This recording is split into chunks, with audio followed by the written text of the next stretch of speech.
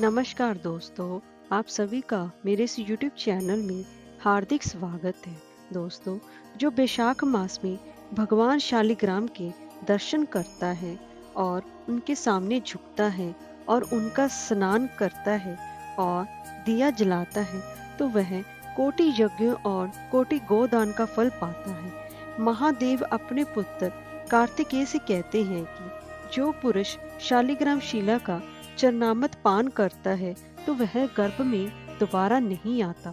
इसलिए सदैव मनुष्य को शालिग्राम का पूजन करना चाहिए। जो मनुष्य शालिग्राम शिला का पूजन प्रतिदिन करता है तो उसे यमराज का भय नहीं रहता और वह तिरस्कार करते हुए स्वर्ग लोक को जाता है और उसे जन्म और मृत्यु का भी भय नहीं होता। भगवान स्वयं कहते हैं कि करोड़ों कमल के पुष्पों से पूजा करने का जितना फल मिलता है उतना ही शालिग्राम जी की पूजा अर्चना करने से मिलता है। जिन मनुष्यों ने वैशाख मास में शालिग्राम भगवान का पूजन नहीं किया तो उसने अपना मनुष्य जन्म व्यर्थ ही गवा दिया और नरक की यातना भी सहनी पड़ती है। जो मनुष्य वैशाख मास में शालिग्राम का पूजन करता है उसका फल तो देवता भी नहीं कह सकते। जिस मनुष्य ने शालिग्राम पर चढ़े हुए जल से अपना अभिषेक करता है तो उसने मानो संपूर्ण तीर्थों का ही फल पा लिया हो। जो नारी प्रतिदिन शालिग्राम को नमस्कार कर उनकी कथा सुनती है और फिर अपने दैनिक कार्य शुरू करती है वह कभी भी विधवा नहीं होती। दोस्तों, ऐसे ही शालिग्राम की प्राचीन कथा में आप सभी को सुनाने जा रही हूँ, तो चलिए वीडियो शुरू करते हैं। दोस्तों, अगर आपको हमारी ये वीडियो अच्छी लगी हो तो लाइक और शेयर करें और चैनल को सब्सक्राइब करना ना भूलें। कमेंट बॉक्स में ओम नमो भगवते वासुदेवाय अवश्य लिखें। तो चलिए वीडियो शुरू करते हैं। दोस्तों, एक प्राचीन काल में एक बुढ़िया रहती थी। वह भगवान शालिग्राम की नित्य पूजा अर्चना और सेवा करती थी। वैशाख मास का पावन पर्व महीना आया तो वह गंगा में स्नान करने का विचार करने लगी और उसने अपनी पड़ोसन से बोली, मैं गंगा स्नान करने जा रही हूँ, क्या तुम मेरे शालिग्राम जी को रख सकती है? तो पड़ोसन बोली कि मुझे तो भगवान शालिग्राम के बारे में कुछ भी पता नहीं है और कैसे इनकी पूजा करनी है।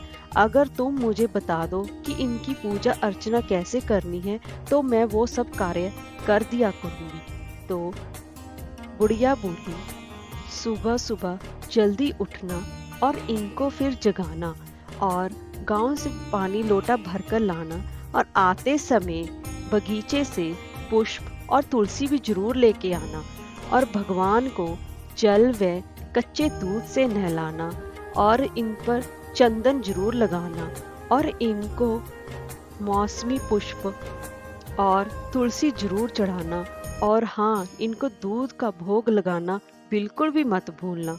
और दोपहर को रसोई में तुम्हारे जो भी बने इनको भोग अवश्य ही लगाना और शाम को इनकी आगे दिया जरूर जलाना और इनकी आरती करना ना भूलना और बाकी जो तुमसे हो सके ऐसे इनकी सेवा पूजा करना।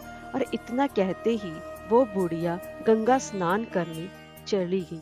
पड़ोसन ने बुढ़िया के कहे अनुसार वैसे ही पूजन अर्चन करना शुरू कर दिया।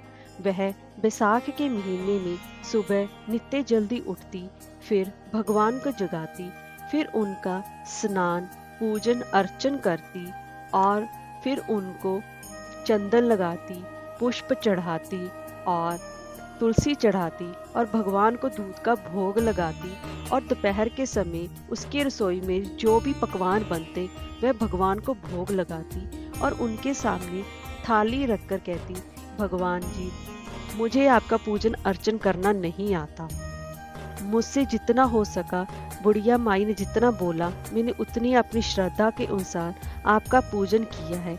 अब आप मेरा ये भोग स्वीकार करें और मेरे अपराधों को क्षमा करिए। पर उसने थोड़ी देर बाद देखा कि भगवान ने तो भोग लगाया ही नहीं। उसके पास देखा, जैसा उसने दूध रखा था वैसा की वैसा पड़ा है।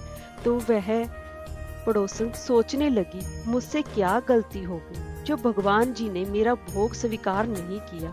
उन्होंने शालिग्राम के सामने हाथ जोड़कर विनती की, हे प्रभु, अभी बुढ़िया माई को आने में तो, आपकी मालकिन आने में तो अभी पूरा 1 महीना बाकी है। अभी तक तो आपने भोग लगाए नहीं। अगर आप ऐसे खाएंगे पिएंगे नहीं तो आप दुबले हो जाएंगे।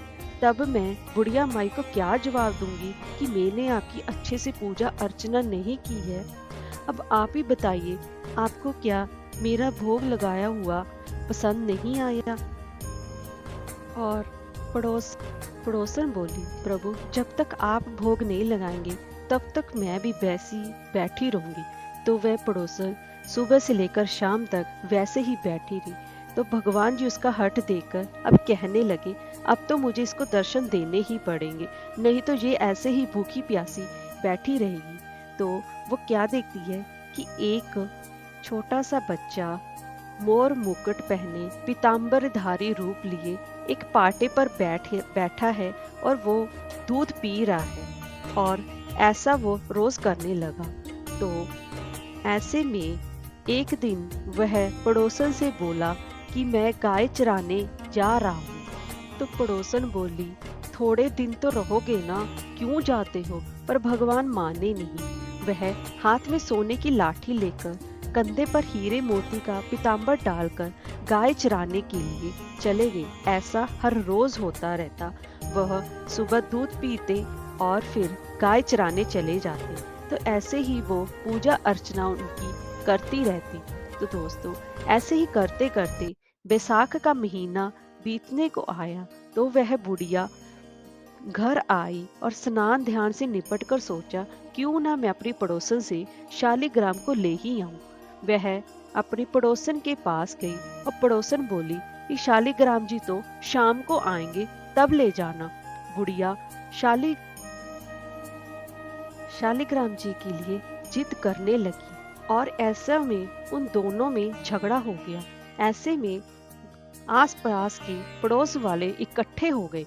तो पड़ोसन बोली, बुढ़िया को समझाइए कि 1 महीना जैसे निकाला, अब शाम तक और सब्र कर ले, क्योंकि शालिग्राम जी शाम तक घर वापस आ जाएंगे।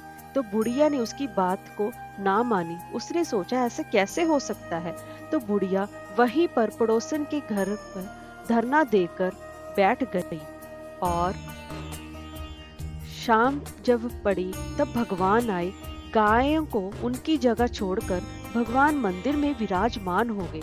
तो पड़ोसन बुढ़िया से बोली, ले जाओ तुम्हारे भगवान। और भगवान से बोली कि भगवान, इनको भी जरा अपना रूप दिखा दो, नहीं तो ये मेरे प्रति अविश्वास कर रही है कि आप यहाँ पर थे नहीं और मैंने आपकी पूजा अर्चना नहीं की और मैंने ना ही आपको भोग लगाया।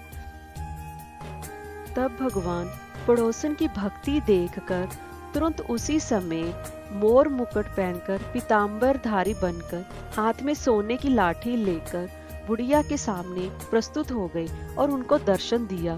तो बुढ़िया माई हैरान परेशान होगी कि ये कैसे हुआ। अब बुढ़िया माई को अपनी गलतियों का एहसास हुआ और वह पड़ोसन से क्षमा याचना करने लगी। तो पड़ोसन ने उसे माफ कर दिया। तो जैसे भगवान ने भोले भक्तों को दर्शन दिए, वैसे ही भगवान शालिग्राम आप सबको दर्शन देना। धन्यवाद।